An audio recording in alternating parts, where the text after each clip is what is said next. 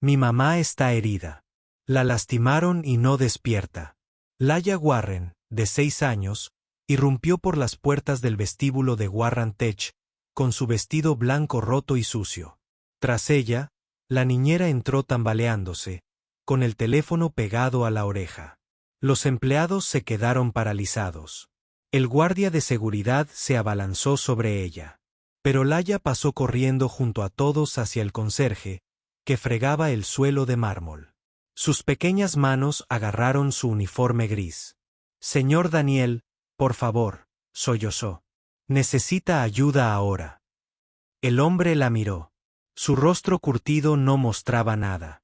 Entonces algo cambió en sus ojos, fríos y concentrados. Dejó la fregona. Muéstrame dónde. Daniel Carter había sido invisible durante 3 años. Todas las mañanas a las 5, llegaba por la entrada de servicio, marcaba su tarjeta de tiempo y desaparecía por pasillos que los ejecutivos nunca veían. Limpiaba baños, vaciaba la basura, fregaba manchas de café mientras los empleados hablaban a su alrededor como si fueran muebles. A sus 39 años, Daniel parecía mayor de lo que era. Cabello canoso en las sienes, arrugas alrededor de los ojos, manos con cicatrices que movía con eficiencia experta. Nunca establecía contacto visual, nunca participaba en conversaciones, nunca permanecía en un mismo sitio el tiempo suficiente para que alguien lo viera realmente. La gerencia apreciaba su silencio. Era confiable, invisible, olvidable, perfecto. Daniel vivía en un apartamento en un sótano a 6 manzanas de distancia. El alquiler era barato porque el techo goteaba y la calefacción apenas funcionaba. Le daba igual. No tenía casi nada. Una cama estrecha, una mesa pequeña, 2 sillas, una placa eléctrica para cocinar. En la cómoda rayada había una sola fotografía enmarcada que mantenía boca abajo. No la había mirado en 2 años. Casi todas las noches, hacía voluntariado en una clínica comunitaria en la zona más pobre de la ciudad, enseñando primeros auxilios básicos a cualquiera que lo escuchara. Niños de la calle, sobre todo, ancianos sin otro lugar a donde ir. Les enseñaba a limpiar heridas, a reconocer los signos de shock, a realizar RCP. Nunca les contó que había sido médico. Nunca se lo contó a nadie. Cecilia Warren era todo lo que Daniel no era. Visible, poderosa, exitosa. A los 34 años, se hizo cargo de Warren tras la repentina muerte de su padre hacía 3 años, transformando la empresa de software en crisis en un actor importante en soluciones empresariales. Trabajaba jornadas de 16 horas. Volaba a reuniones con inversores en 3 ciudades diferentes cada semana. Negociaba contratos millonarios mientras su hija coloreaba dibujos en el escritorio de la esquina de su oficina. Ser madre soltera y directora ejecutiva significaba que rara vez dormía más de 4 horas por noche. Pero Cecilia no se quejaba. Esta era la vida que había elegido al divorciarse del padre de Laya, un hombre que quería una esposa trofeo, no una socia. Ahora no respondía ante nadie más que su hija y sus accionistas. Sin embargo, últimamente algo había fallado. Los números no cuadraban en los informes trimestrales. El dinero se movía por cuentas que no deberían existir. Cuando le preguntó a su director financiero, Richard Brennan, sobre las discrepancias, él sonrió y le aseguró que todo estaba bien. Ella no le creyó. Se suponía que Laya debía estar en el ensayo de ballet todos los jueves por la noche. En cambio, a menudo se escabullía de su niñera y bajaba en ascensor al sótano, donde encontraba a su persona favorita de todo el edificio. Señor Daniel, gritaba, y su voz resonaba en los pasillos de cemento. Daniel levantaba la vista de lo que estuviera limpiando, y negaba con la cabeza, pero siempre con un atisbo de sonrisa. Se sentaba en un cubo volcado, y mientras él trabajaba, hablaba de su escuela, sus amigos, el libro que leía. Le contaba cosas que no le contaba a su madre. Sobre la soledad que sentía en la gran oficina. Sobre la falta de su padre aunque nunca lo llamara. Sobre el miedo que a veces sentía cuando su madre trabajaba hasta tarde. Daniel escuchaba. Nunca la interrumpía. Nunca le daba consejos que ella no pidiera. A veces le enseñaba cosas pequeñas. Cómo hacer un nudo bien. Cómo saber si la fruta estaba madura. Cómo silbar entre los dedos. Los demás empleados no entendían por qué la hija del director general pasaba tiempo con el conserje. Algunos murmuraban que era inapropiado. Cecilia se había dado cuenta, pero nunca lo detuvo. Había algo de dulzura en el silencio de Daniel que la hizo confiar en él, aunque no sabía casi nada del hombre. El ataque ocurrió un jueves por la noche. Cecilia se quedó hasta tarde revisando documentos financieros en su oficina del piso 20. Las cifras revelaban una historia de malversación sistemática de fondos, millones desviados a través de empresas fantasma y proveedores falsos. La firma de Richard Brennan figuraba en la mitad de las autorizaciones.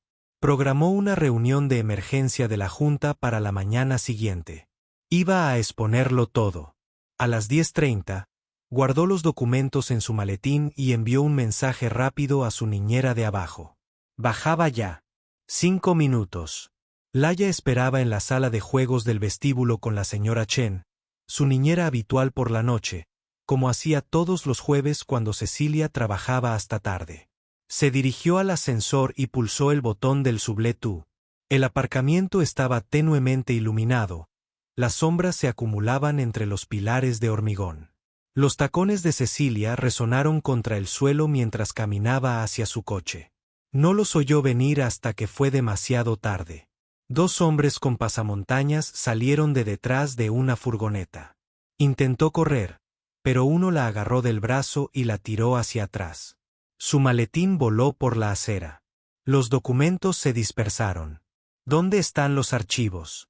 La voz era apagada, pero familiar. No sé qué. Su puño la golpeó en el estómago. Se dobló, jadeando.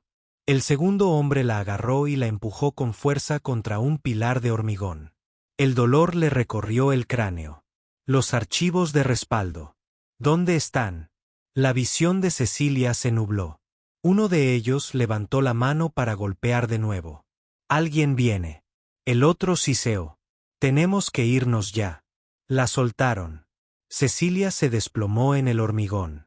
Oyó pasos corriendo, un portazo, un motor rugiendo, luego silencio. Intentó moverse, pero su cuerpo no respondía. La oscuridad se apoderó de ella. Tenía que permanecer despierta por Laya. Arriba, la señora Chen miró su reloj. 10:40. Habían pasado 15 minutos. Intentó llamar. No hubo respuesta. Laya, cariño, voy a ver cómo está tu mamá. No te la pierdas. Bajaron en el ascensor. Las puertas se abrieron al garaje en penumbra. La señora Chen salió con cautela. La mano de Laya la apretaba con fuerza. Señorita Warren, gritó. Un leve gemido llegó desde adelante. Quédate detrás de mí, susurró la señora Chen. Entonces Laya la vio. Mamá. Intentó correr hacia adelante, pero la señora Chen la detuvo. Cecilia yacía en el cemento, con la cara magullada e hinchada, el brazo doblado en un ángulo antinatural. Había papeles esparcidos por todas partes. A la señora Chen le temblaban las manos al sacar el teléfono. Voy a llamar a una ambulancia. No la toques, Laya. Necesitamos al señor Daniel. Laya se soltó. Él puede ayudar. Laya, espera. Pero la niña ya corría de vuelta al ascensor. La señora Chen se arrodilló junto a Cecilia, buscándole el pulso con dedos torpes. Respiración superficial. Viva, pero apenas consciente. Espere, susurró la señora Chen. Viene ayuda. Laya irrumpió en el vestíbulo. El corazón le latía con fuerza. Miró a su alrededor con desesperación y lo vio, al señor Daniel, cerca de la puerta principal, vaciando un cubo de basura. Corrió hacia él y le agarró el uniforme con ambas manos. Las lágrimas le corrían por la cara. Señor Daniel, sollozó. Mi mamá está ahí abajo, está muy herida y no se despierta. Daniel se arrodilló, con las manos firmes sobre sus hombros. Más despacio. ¿Dónde está? Preguntó. En el garaje, subsuelo 2. La señora Chen está con ella, pero a Laya se le quebró la voz. Por favor, tiene que ayudarla. El guardia de seguridad se acercó. He llamado al 911. La ambulancia debería estar aquí. En unos 6 minutos. 6 minutos podría ser demasiado, dijo Daniel en voz baja. Su voz había cambiado, más aguda, más concentrada. Miró a Laya. Llévame con ella ahora mismo, dijo Laya agarrándolo de la mano y arrastrándolo hacia el ascensor. En esos 30 segundos, la mente de Daniel cambió a un modo que había bloqueado durante años. Medicina de combate. Respuesta a traumatismos. Calculó las lesiones probables. 6 minutos para una ambulancia, pero 6 minutos podrían significar la muerte si había sangrado arterial o compromiso de las vías respiratorias. Las puertas del ascensor se abrieron. Daniel salió e inmediatamente evaluó la escena. La señora Chen arrodillada junto a alguien. Papeles esparcidos. No había atacantes visibles, ninguna amenaza constante. Se movió rápidamente al lado de Cecilia. La señora Chen levantó la vista aliviada. Gracias a Dios. No sé qué hacer. Daniel ya estaba arrodillado, sus manos moviéndose con precisión clínica. Inconsciente, respiración superficial pero presente, traumatismo facial significativo, brazo izquierdo fracturado. Comprobó que su cuello estaba estable, revisó la laceración de su cuero cabelludo, sangrando pero manejable. Revisó su abdomen rígido, probable hemorragia interna. Llame al 911 de nuevo. Le dijo a la señora Chen. Dígales que tenemos un paciente de trauma. Inconsciente, traumatismo craneoencefálico significativo, posible hemorragia interna, sospecha de costillas y brazo fracturados. Equipo de trauma listo. La señora Chen lo miró fijamente. Eres conserje. Haz la llamada. Buscó torpemente en su teléfono. Daniel se quitó la chaqueta gris. Debajo había algo inesperado. Una bolsa de lona desgastada cruzada sobre su pecho. La abrió con falta de práctica. Dentro había suministros médicos que no pertenecían a la posesión de un conserje, gasa estéril, agentes hemostáticos, un collarín cervical plegable, cinta quirúrgica, un kit de trauma compacto que cualquier paramédico reconocería como de grado militar. Laya estaba de pie a unos metros de distancia, observando con ojos asustados. Daniel la miró. Ya. Necesito que seas valiente por tu mamá. ¿Puedes hacer eso? Ella asintió, temblando. Buena chica. Quédate ahí y habla con ella. Dile que estás aquí. Laya se acercó y se arrodilló. Mamá, soy yo. El señor Daniel está aquí. Él te va a ayudar. Daniel trabajó con rápida eficiencia. Cubrió la herida de la cabeza con gasa hemistásica, le aplicó el collarín cervical y le examinó las pupilas. Una ligeramente dilatada, preocupante, pero manejable. El pulso, filiforme, pero presente, de unas 110 pulsaciones por minuto. Estaba compensando la pérdida de sangre. Evaluó su abdomen. Se estaban formando hematomas, sin duda una hemorragia interna. No podía solucionarlo allí, pero sí mantenerla estable. Le entablilló el brazo izquierdo, la colocó en posición de recuperación para proteger sus vías respiratorias y la cubrió con su chaqueta para evitar el shock. Cada movimiento fue preciso. Cada decisión, basada en años de entrenamiento, recordaban sus manos. Habían pasado 4 minutos desde que Laya lo encontró. A lo lejos, sonaban las sirenas. 2 minutos después, los paramédicos entraron corriendo con una camilla. Una mujer de unos 40 años, la paramédica principal, la miró y arqueó las cejas. ¿Quién hizo la primera intervención? Yo, dijo Daniel, retrocediendo un paso. El paramédico se arrodilló y evaluó a Cecilia, comprobando el trabajo de Daniel. Su expresión pasó del escepticismo al respeto. Collarín cervical correctamente colocado. Herida en la cabeza correctamente vendada. Brazo entablillado. Posición de recuperación. La mantuviste con vida. Levantó la vista. Militar. Daniel no respondió. Mientras subían a Cecilia a la ambulancia, el paramédico se dio la vuelta. En serio, ¿quién eres? Eso fue medicina de campo de batalla de manual. Solo alguien que sabía qué hacer, dijo Daniel en voz baja. Llegó un oficial de policía. Necesito declaraciones de todos, empezando por ti. Nombre, Daniel Carter. Soy el conserje aquí. La pluma del oficial se detuvo. Miró los suministros médicos. Luego a Daniel. Eres un conserje que lleva equipo militar de trauma. Tengo entrenamiento en primeros auxilios. Estaba cerca cuando la niña vino a pedir ayuda. Estabilicé a la víctima hasta que llegaron los paramédicos. Daniel vio cómo la ambulancia se alejaba. Luego se dio la vuelta y caminó hacia el ascensor. El oficial lo llamó, pero Daniel siguió caminando. Había dado su nombre. Lo encontrarían si era necesario. Pero, ahora mismo, necesitaba desaparecer antes de que alguien empezara a hacer preguntas. No podía responder. Cecilia se despertó en una habitación de hospital con el pitido de las máquinas. Le palpitaba la cabeza. Tenía el brazo enyesado. Le dolía cada respiración. Mamá. Una vocecita cargada de alivio. Cecilia giró la cabeza lentamente y vio a Laia sentada junto a la cama, tomándole la mano. La señora Chen estaba detrás de ella. Cariño, susurró Cecilia. Tenía la garganta irritada. El recuerdo la inundó. El garaje, las mascarillas, el dolor. Luego nada. ¿Cómo? Se le quebró la voz. ¿Qué pasó? El señor Daniel te salvó, dijo Laia. Bajó con todo el material médico y sabía exactamente qué hacer. La gente de la ambulancia dijo que habrías muerto si él no te hubiera ayudado. La señora Chen dio un paso al frente. Es cierto, señorita Warren. Ese conserje, Daniel Carter, te trató como a una médica de campo de batalla. El paramédico dijo que su trabajo fue perfecto. Una enfermera entró a revisar los monitores. Estás despierta. Bien.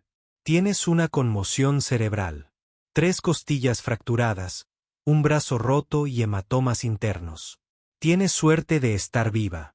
Después de que la enfermera se fue, entró un detective de policía. Traje gris, ojos cansados. Señorita Warren. Soy el detective Morris. Necesito hacerle algunas preguntas. ¿Recuerda algo sobre sus atacantes? 2 hombres, pasamontañas. Pero uno de ellos hizo una pausa, su voz. Creo que era Marcus Holloway. Trabaja en mi departamento de finanzas. El asistente de Richard Brennan, Morris escribió rápidamente. ¿Está seguro? Bastante seguro. Estaban preguntando por archivos. Archivos de respaldo. He estado investigando malversación de fondos. Richard Brennan, el director financiero. Encontré evidencia de que ha estado robando millones. Iba a presentarla en una reunión de la Junta esta mañana. Esta mañana es viernes. Ha estado inconsciente durante 8 horas. Morris se inclinó hacia adelante. Necesitamos esos archivos. Están esparcidos en el garaje y tengo copias de seguridad. Cecilia intentó sentarse e hizo una mueca. ¿Qué hay de los atacantes? Todavía no. Pero las imágenes de seguridad muestran a 2 hombres huyendo a las 10:38 de la noche. Morris hojeó sus notas. Ahora sobre Daniel Carter, el conserje que lo salvó. Intentamos tomarle declaración, pero se fue. ¿Sabes algo de él? Cecilia negó con la cabeza. Casi nada. Lleva trabajando en Warren Tech unos 3 años. Es reservado. A mi hija le cae bien. Tu hija dice que es su amigo. Dice que le enseña cosas. Morris cerró su cuaderno. Porque los conserjes no suelen llevar botiquines militares de traumatología ni realizar medicina de campo de batalla. Tomamos sus huellas dactilares. Cecilia esperó. Capitán Daniel Carter, Cuerpo Médico del Ejército de E.U. 3 periodos en zonas de combate. Cirujano de traumatología condecorado. 27 salvamentos confirmados bajo fuego. Uno de los mejores médicos de campo de batalla de su unidad. Baja honorable hace 8 años. Desde entonces, nada hasta que apareció en tu empresa hace 3 años como conserje. Las palabras no tenían sentido. El hombre tranquilo que fregaba suelos era un cirujano militar condecorado. ¿Por qué?, susurró Cecilia. Eso es lo que me gustaría saber, dijo Morris. También me gustaría saber por qué sigue llevando equipo médico de campaña y por qué se fue antes de dar una declaración completa. Dijo que vendría a la estación esta mañana. La señora Chen intervino. Quería asegurarse de que Laya fuera atendida primero. Después de que Morris se fue, Cecilia se recostó, su mente corriendo. Daniel Carter, un cirujano, un héroe de guerra que trabaja como conserje. ¿Dónde está ahora?, preguntó. No lo sé. Se fue después de que la ambulancia te llevó. Cecilia miró a su hija. Ya. ¿Alguna vez te dijo el señor Daniel que era médico?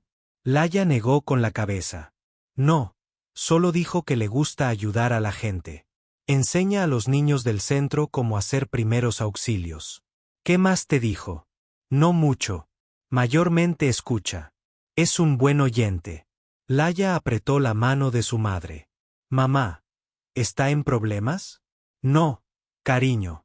No está en problemas. Me salvó la vida. Pero incluso mientras lo decía, Cecilia se preguntó, un hombre no pasa de cirujano condecorado a conserje invisible sin una razón. La investigación tomó 3 días. En ese entonces, Marcus Holloway y James Chen fueron arrestados al intentar huir de la ciudad. Durante el interrogatorio, Holloway confesó. Brennan había ordenado el ataque. Se suponía que debían asustar a Cecilia, tal vez maltratarla, pero la situación se había descontrolado. El FBI ejecutó órdenes de registro en la casa de Richard Brennan, donde trabajaba. Encontraron evidencia de malversación sistemática de fondos que se remontaba a 2 años atrás. 17 millones de dólares robados a través de proveedores falsos y empresas fantasma. Arrestaron a Brennan en su casa de vacaciones en los Hamptons. El equipo de seguridad de Cecilia localizó a Daniel Carter. Se presentó a trabajar a la mañana siguiente como si nada hubiera pasado. Cuando el detective Morris vino a tomarle declaración, Daniel fue educado, conciso y no reveló casi nada. Tengo formación en primeros auxilios de mi época en el ejército. Escuché a la niña pedir ayuda. Evalué a la víctima y la estabilicé hasta que llegaron los paramédicos. Eso es todo. Eres cirujano traumatólogo. ¿Por qué trabajas como conserje? Es personal. Morris suspiró. La señorita Warren quiere hablar contigo. Lleva preguntando desde que despertó. Me alegra que se esté recuperando, pero no creo que tengamos nada que discutir. Quiere darte las gracias. No hace falta agradecer. Pero Cecilia no era de las que aceptan un no por respuesta. Mientras se recuperaba en el hospital, hizo que su equipo de seguridad investigara más a fondo. Lo que encontraron le rompió el corazón. 8 años atrás, el capitán Daniel Carter había estado destinado en una base de operaciones avanzada en Kandahar. Dirigía un hospital improvisado que atendía tanto a las fuerzas de la coalición como a la población civil local. Según todos los informes, era brillante, tranquilo bajo presión, innovador e incansable. Su esposa, Emily Carter, era enfermera. Trabajaba a su lado todos los días. Sus colegas los describían como compañeros inseparables en el trabajo y en la vida. En marzo, hace 8 años, un convoy que transportaba suministros médicos a una clínica de un pueblo fue alcanzado por un artefacto explosivo improvisado. Emily se había ofrecido voluntaria para ese convoy. Daniel tenía programada una cirugía y no pudo ir. La explosión mató a 12 personas en el acto. Emily estaba entre ellas. Daniel trabajó 18 horas seguidas intentando salvar a los supervivientes que fueron llevados de vuelta a su hospital. Salvó a 11 personas ese día, pero su esposa ya no estaba. Después de eso, algo en él se quebró. Terminó su despliegue, Recibió una baja honorable y desapareció. Nadie en la comunidad médica había vuelto a verlo ni a saber nada de él desde entonces. Hasta ahora, Cecilia había leído el informe 3 veces, con lágrimas corriendo por su rostro. Este hombre decidió pasar 3 años fregando pisos porque no se perdonaba haber sobrevivido cuando su esposa no lo hizo. Necesito verlo, le dijo Cecilia a su jefe de seguridad. No quiere que lo encuentren. Encuéntrenlo de todas formas. Encontraron a Daniel en el barrio más pobre de un centro comunitario deteriorado. Estaba enseñando a adolescentes sin hogar a limpiar y curar heridas. Se movía entre ellos con paciencia, demostrando, corrigiendo la técnica y animándolos en silencio. Cuando Cecilia caminó en brazos, todavía con un cabestrillo, con los moretones desapareciendo, los adolescentes se dispersaron. Daniel la miró y algo parecido a la resignación cruzó su rostro. Debería seguir en el hospital, dijo. Me salvaste la vida. La voz de Cecilia se quebró. ¿Por qué no le dijiste a nadie quién eras? Daniel empacó sus provisiones. Porque no importa quién era yo. Ya no soy esa persona. Mi hija dice que eres su persona favorita en el edificio. Habla de ti constantemente. Daniel apretó la mandíbula. Es una buena chica. Ella no debería haber tenido que ver lo que vio. Te vio salvar a su madre. Te vio ser valiente cuando todos los demás tenían miedo. Daniel finalmente la miró a los ojos. Yo no era valiente. Simplemente no podía dejar que perdiera a su madre. No así. No cuando podía hacer algo. El peso de lo que no estaba diciendo pendía entre ellos. Cecilia lo entendió entonces. Esto no se trataba de heroísmo. Se trataba de un hombre que todavía intentaba salvar a la persona que no pudo salvar hace 8 años. Sé sobre Emily, dijo Cecilia en voz baja. Las palabras lo golpearon como un puñetazo. No tenías derecho a hurgar en mi pasado. Me salvaste la vida. Quería entender quién eres. La voz de Cecilia era suave. Lo siento. Siento mucho lo que le pasó. No me des compasión que no merezco. ¿Por qué no la mereces? Porque estoy vivo y ella no. Las palabras estallaron crudas y furiosas. Daniel se hundió en una silla plegable. Soy cirujano. Se suponía que debía salvar gente, pero no pude salvarla a ella. No pude salvar a la única persona que importaba. El silencio llenó el centro vacío. Afuera, sonaban las bocinas de los autos. La vida continuaba. Indiferente. Emily quería ir en ese convoy, dijo Daniel, su voz hueca. Ella creía que podíamos marcar la diferencia. Le dije que era demasiado peligroso. Discutimos. Luego la dejé ir de todos modos porque tenía programada una cirugía. Bajó la voz. 6 horas después, trajeron a las víctimas de vuelta. Trabajé en 11 personas. Salvé a todos, pero Emily ya estaba muerta. Murió al instante. No había nada que pudiera haber hecho. Pero te culpas a ti mismo de todos modos, dijo Cecilia. Todos los días, Daniel levantó la vista, con los ojos rojos. Todos los días durante 8 años. Me he preguntado por qué puedo estar vivo y ella no. ¿Qué derecho tengo a ejercer la medicina cuando le fallé a la paciente que más importaba?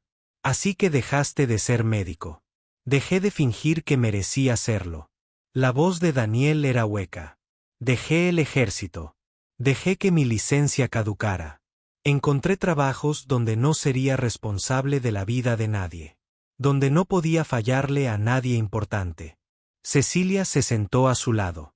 Durante 3 años, 3 años de paz. Entonces tu hija me agarró la mano y me rogó que salvara a su madre. Y no podía dejar que sintiera lo que yo sentía. No podía dejar que perdiera a su madre si había algo que yo pudiera hacer. Se sentaron en silencio. Finalmente, Cecilia habló. Daniel, no sé lo que es perder a alguien como tú perdiste a Emily, pero sí sé lo que es sentir que estás fracasando, sentirte solo incluso cuando estás rodeado de gente. Daniel la miró a los ojos. Si no hubieras estado allí, si Laia no te hubiera conocido, Si no hubiera confiado en ti, yo estaría muerto y ella estaría sola. Cecilia extendió la mano y tomó su mano. Dices que no mereces ser médico, pero un médico es exactamente lo que eres. Es lo que eres en el fondo. No puedo volver a la medicina. Cada vez que lo pienso, veo su rostro. No te pido que retrocedas. Te pido que sigas adelante. Antes de que Daniel pudiera responder, el teléfono de Cecilia vibró. Su expresión se endureció. La reunión de la junta es en 2 horas. Richard Brennan está en libertad bajo fianza.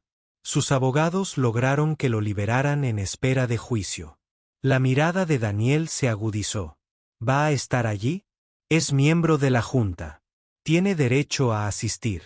La voz de Cecilia sonó tensa. Intentó que me mataran y se sentará frente a mí y fingirá que no hizo nada malo. ¿Estás a salvo? Tengo seguridad. El FBI estará observando. Pero estoy aterrorizada. No de él, sino de perder. Si la junta no me cree, se irá. Ganará. Daniel estudió su rostro. Determinación mezclada con miedo. Durante 3 años, había estado huyendo de un propósito. Tal vez era hora de parar. ¿Qué necesitas?, preguntó. Cecilia lo miró con sorpresa y esperanza. Necesito a alguien en quien pueda confiar. Todos en esa empresa podrían verse comprometidos. Todos excepto tú. Soy conserje. Eres un hombre que me salvó la vida cuando no tenías nada que ganar. Eres un hombre en quien mi hija confía completamente. Eres la única persona que conozco que no tiene ninguna razón para ayudarme excepto que es lo correcto. El agarre de Cecilia se apretó. ¿Qué necesitas? Daniel guardó silencio. Luego asintió. Dime qué necesitas. El plan era sencillo. Cecilia asistiría a la reunión de la junta, presentaría sus pruebas y obligaría a Brennan a responder, pero necesitaba a alguien externo a la estructura corporativa que pudiera intervenir si las cosas salían mal. A la mañana siguiente, Daniel llegó a Guarranté con un sencillo traje oscuro que había conservado durante 8 años. Se veía diferente. Varios empleados pasaron junto a él y no lo reconocieron. La reunión de la junta estaba programada para las 9 de la mañana. Daniel se colocó en el pasillo exterior donde podía ver a través de las paredes de cristal. Cecilia llegó a las 8:45. A pesar de sus heridas, se veía impecable. Los miembros de la junta directiva comenzaron a llegar. 8 personas de entre 45 y 70 años. A las 8:58, entró Richard Brennan. Brennan tenía 52 años, cabello canoso y vestía un traje caro. Tenía el tipo de rostro que inspiraba confianza. El rostro de alguien a quien le confiarías tu dinero. El rostro de alguien que había ordenado que golpearan a una mujer casi hasta la muerte. Se dirigió directamente a Cecilia y le extendió la mano. Cecilia, gracias a Dios que estás bien. Cecilia no le estrechó la mano. Siéntate, Richard. Un destello brilló en los ojos de Brennan. Tomó asiento.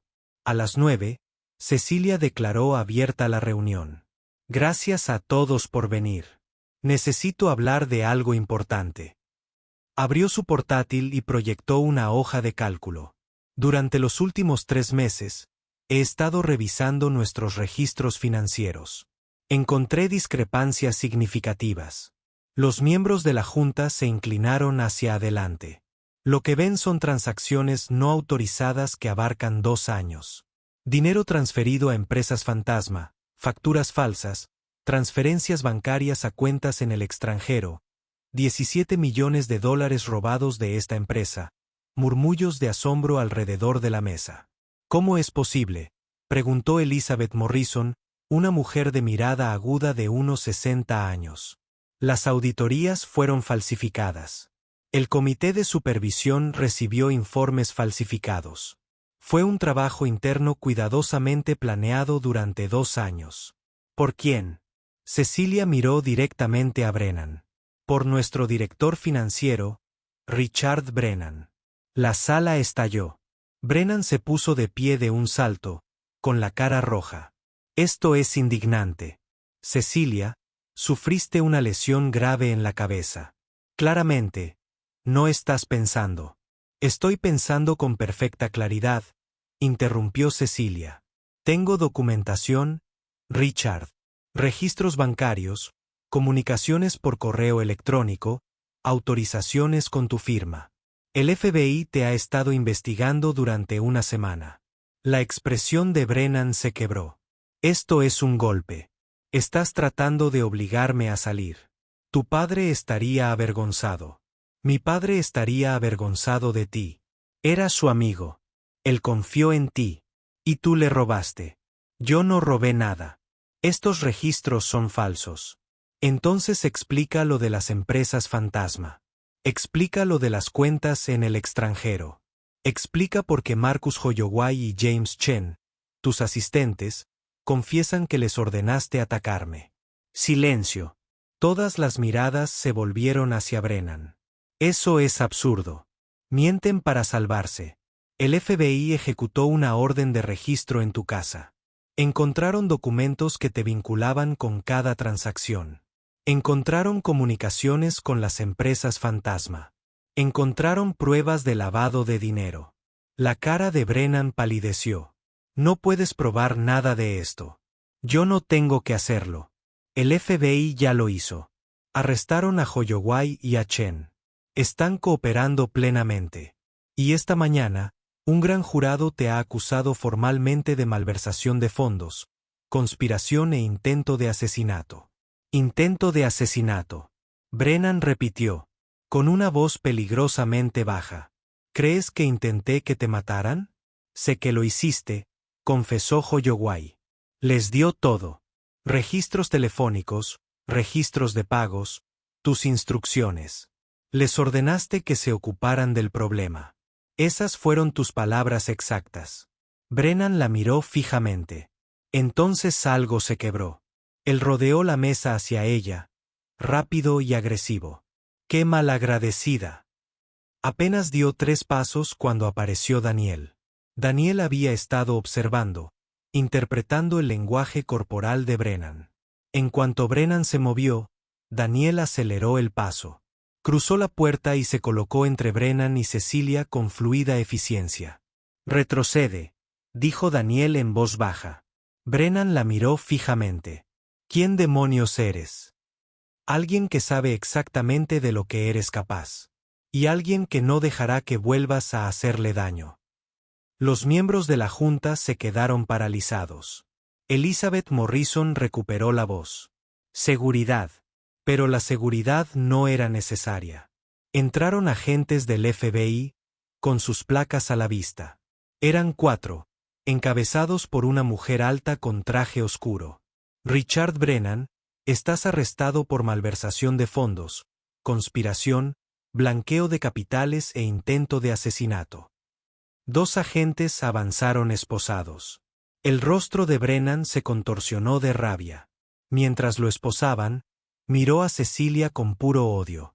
Nunca sobrevivirás a esta empresa sin mí. Eres débil.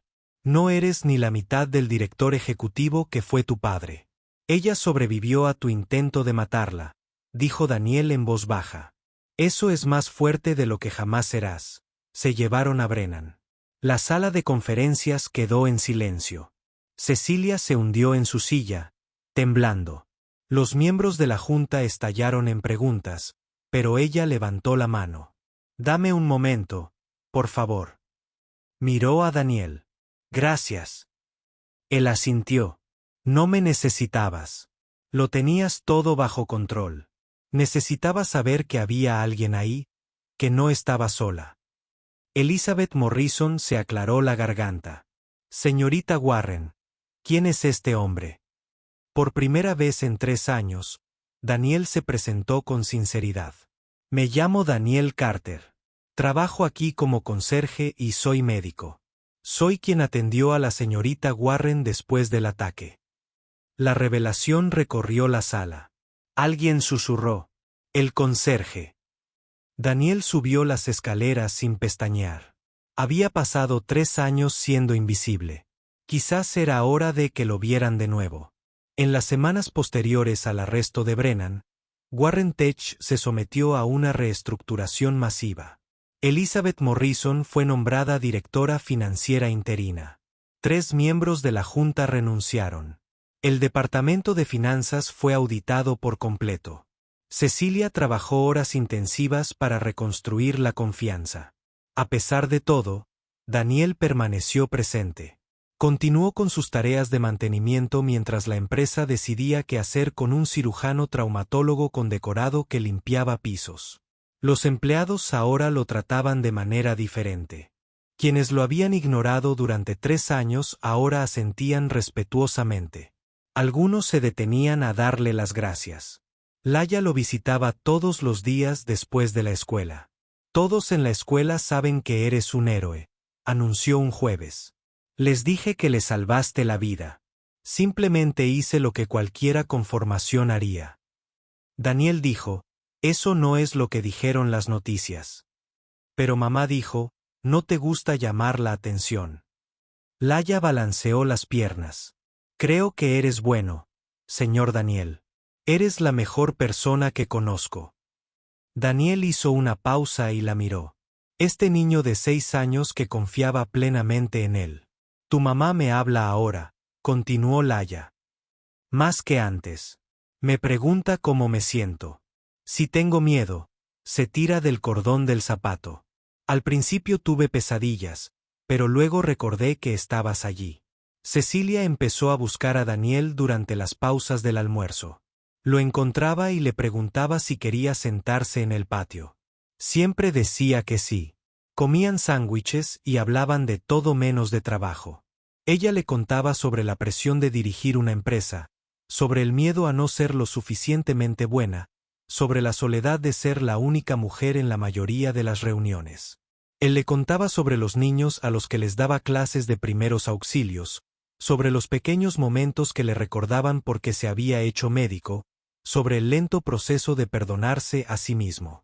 Sus conversaciones eran tranquilas, sin prisas, ninguno se apresuraba a llenar los silencios. Ambos estaban aprendiendo a estar presentes de nuevo. Una tarde de finales de octubre, Cecilia llegó con café y una propuesta inesperada. Quiero empezar algo. Una iniciativa de salud comunitaria. Atención médica gratuita para quienes no pueden pagarla. Respuesta a traumas, capacitación, apoyo en salud mental. Daniel parece escéptico. Eso es ambicioso y caro. Puedo pagarlo. Mi padre siempre decía que las empresas deben servir a la comunidad, no solo a los accionistas. Después de lo que me pasó, me doy cuenta de lo afortunado que soy. La mayoría de la gente no tiene recursos. La mayoría de la gente sufre sola. Es una buena idea. Deberías hacerlo. Quiero que lo dirijas tú. Las palabras quedaron flotando en el aire.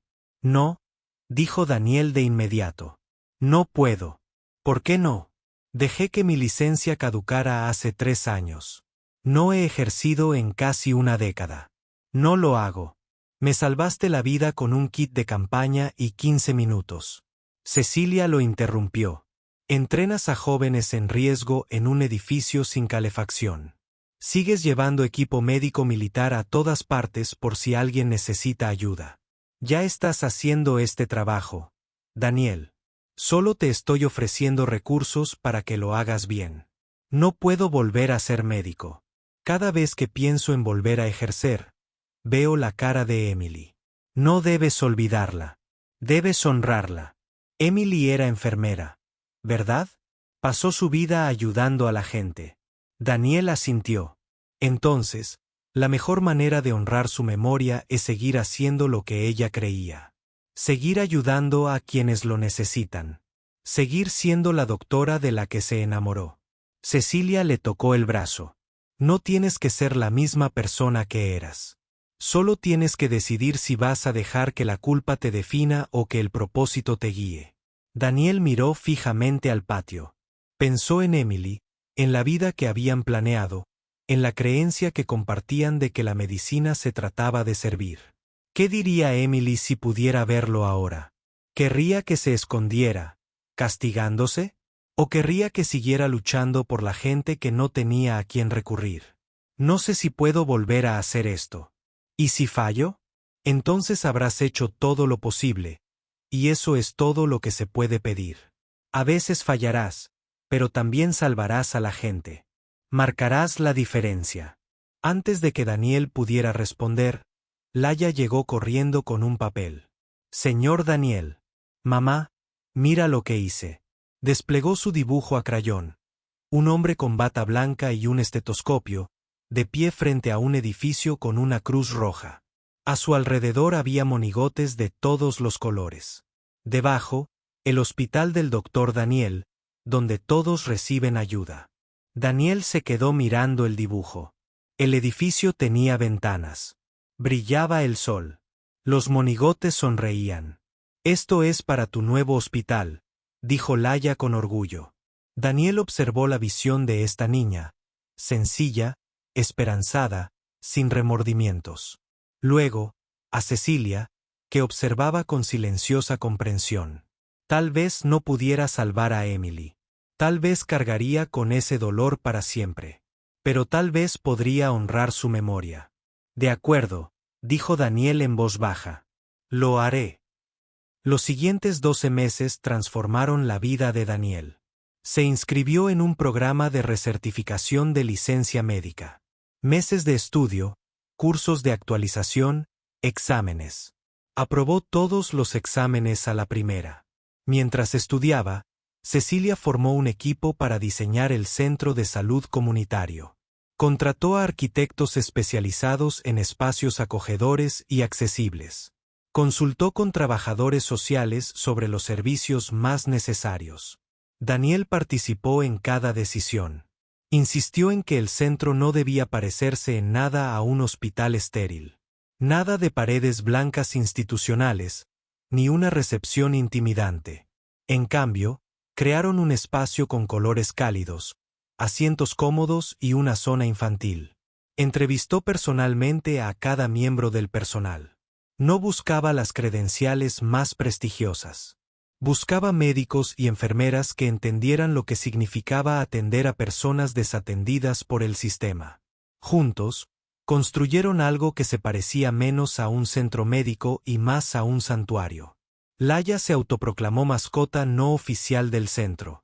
Dibujó imágenes para cada habitación. Insistió en que la sala de espera necesitaba una caja de juguetes porque los niños se asustan en los hospitales. También se propuso asegurarse de que Daniel y su madre pasaran tiempo juntos. Mamá, deberías invitar al doctor Daniel a cenar. Le decía al menos una vez a la semana. Está ocupado, cariño. Tiene que comer. Todos comen. Lo cierto era que Cecilia sonreía más cuando estaba con Daniel. A lo largo de los meses de trabajo juntos, su relación se había profundizado hasta convertirse en algo que ninguno de los dos sabía cómo definir. Era más que amistad, más que respeto profesional. Ambos habían sobrevivido a cosas que deberían haberlos destrozado. Ambos habían aprendido a sobrellevar el dolor sin sentirse destrozados. Ambos habían descubierto que avanzar no significaba olvidarlo, sino honrar el pasado mientras construían algo nuevo. Una noche de abril, mientras revisaban los planos de construcción, Cecilia le preguntó algo personal. ¿Crees que Emily estaría orgullosa de lo que estás construyendo? La pregunta lo pilló desprevenido. Se quedó callado, pensándolo con sinceridad. Creo que le habría encantado. La idea de una atención médica accesible, el énfasis en la dignidad, la integración de los servicios de salud mental. Sonrió levemente. Ella habría tenido opiniones sobre los colores de la pintura, y sin duda, habría insistido en un mejor café. Cecilia se rió. Anotado. Subiré el presupuesto del café. Pero sí, creo que estaría orgullosa. No por mí, sino por lo que estamos creando juntos, porque representa lo que ella creía. Entonces me alegro de que estemos haciendo esto. Y me alegra que hayas dicho que sí. Sus miradas se cruzaron. Algo tácito pasó entre ellos. Una corriente de comprensión, de posibilidad. El Centro de Salud Comunitario Daniel Carter abrió un sábado por la mañana a principios de mayo. El clima era perfecto. Cielo azul claro, 21 grados. El tipo de día de primavera que te hacía creer que las cosas buenas eran posibles. El vecindario salió en masa. Familias que nunca habían tenido atención médica confiable. Personas mayores racionando medicamentos. Veteranos luchando contra el TEPT. Adolescentes que necesitaban a alguien con quien hablar. Vinieron porque se había corrido la voz de que ahora había un lugar donde se podía obtener ayuda sin ser juzgado, sin bancarrota, sin ser tratado como menos que humano. Daniel estaba en la entrada saludando a la gente. Vestía uniforme médico. Por primera vez en 8 años, sintieron como volver a casa. A la hora de cerrar, habían visto a 112 pacientes. Todas las salas de examen estaban llenas. Los niños jugaban con los juguetes que Laya había insistido en que les regalaran. Los adultos llenaban los formularios de admisión con manos temblorosas, sin poder creer que esto fuera real. Daniel lo superó todo con serena eficiencia. Clasificaba casos, consultaba con el personal, realizaba exámenes, escribía recetas, sostenía la mano de una madre que lloraba y cuyo bebé había dejado de respirar. El bebé estaba bien, solo congestionado, pero la madre había estado muy asustada. Esto era lo que le habían hecho hacer. Cecilia observaba desde la barrera.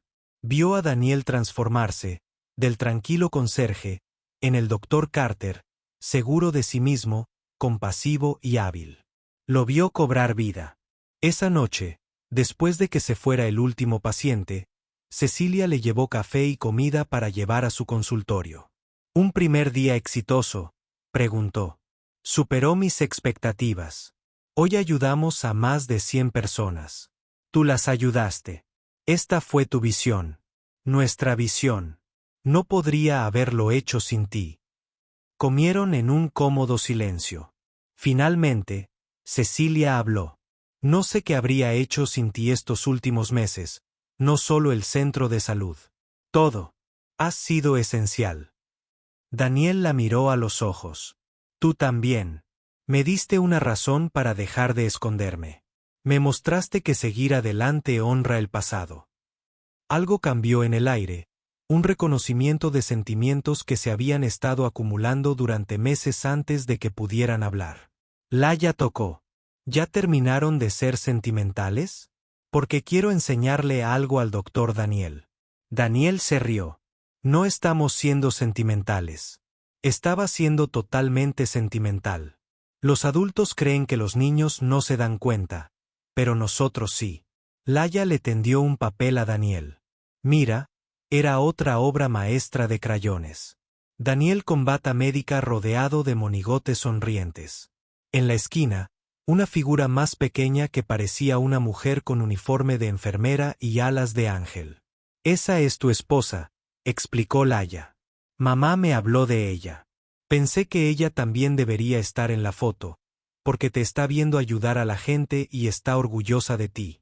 Daniel se quedó mirando el dibujo, con la vista nublada. Este niño de 6 años había entendido lo que necesitaba oír. Que Emily no se había ido. Que seguía viva en el trabajo que él hacía. Gracias, Laya. Este es el mejor regalo que me han dado. Laya sonrió. Radiante. ¿Puede el doctor Daniel venir a cenar con nosotros? Por favor. Deberíamos celebrar. Cecilia miró a Daniel. ¿Te gustaría? Él asintió. Luego se tranquilizó. Estamos comiendo pizza y celebrando, y nadie puede estar triste porque este es un día feliz. Ella tenía razón. Fue un día feliz. Durante los meses siguientes, el centro de salud se convirtió en el corazón de su comunidad. Llegaban más pacientes cada semana. Daniel contrató más personal, amplió los servicios. El centro atendía a cientos de pacientes mensualmente y en aumento. Hogar significaba dondequiera que estuvieran Cecilia y Laya. Sucedió gradualmente. Cecilia y Laya pasaban después del trabajo y la escuela. Traían la cena y comían juntas. Los fines de semana, las tres exploraban los museos de la ciudad, los parques, el puerto. Parecían una familia. Se sentían como una familia. Un año después del ataque, Durante la celebración del aniversario del centro, Daniel estaba de pie en un pequeño escenario. Cecilia y Laya se sentaron en la primera fila. «Tengo un anuncio más», dijo Daniel con voz temblorosa. Hace un año, era un hombre que se había dado por vencido. Miró a Cecilia. Entonces alguien me mostró que las segundas oportunidades no se tratan de merecerlas. Se tratan de ser lo suficientemente valientes para aceptarlas. Daniel bajó y se acercó a Cecilia. Los invitados se quedaron en silencio. Los ojos de Laya se abrieron de par en par. Daniel se arrodilló no frente a Cecilia, sino frente a Laya. Sacó una pequeña caja con un anillo de plata. «Laya Warren, me gustaría tu permiso para hacerle a tu madre una pregunta muy importante». Laya chilló y asintió con entusiasmo. «Sí, sí, pregúntale». Daniel se levantó y se giró hacia Cecilia, que tenía lágrimas corriendo por su rostro. Abrió una segunda caja con un anillo de diamantes. «Cecilia Warren, me salvaste mucho antes de que yo te salvara a ti. Me viste cuando era invisible. Creíste en mí cuando dejé de creer en mí mismo. Tú y tu hija me dieron una familia cuando pensé que lo había perdido todo». Su voz se quebró. «No puedo prometer que seré perfecto. No puedo prometer que no tendré días en que el pasado duela. Pero prometo que apareceré. Estaré presente. Los amaré a ambos con todo mi ser». «¿Te casarías conmigo? ¿Me dejarías formar parte de esta familia?» «Sí», susurró Cecilia. Luego, más fuerte. «Sí». Daniel le puso el anillo en el dedo. Ella lo abrazó. Laya se abalanzó sobre ambos, creando un abrazo de tres. Los invitados aplaudieron, pero los tres apenas se dieron cuenta. Estaban demasiado ocupados abrazándose. Demasiado ocupados comenzando el siguiente capítulo. Una historia que comenzó con una niña desesperada, un héroe oculto y un amor que sanó las heridas más profundas.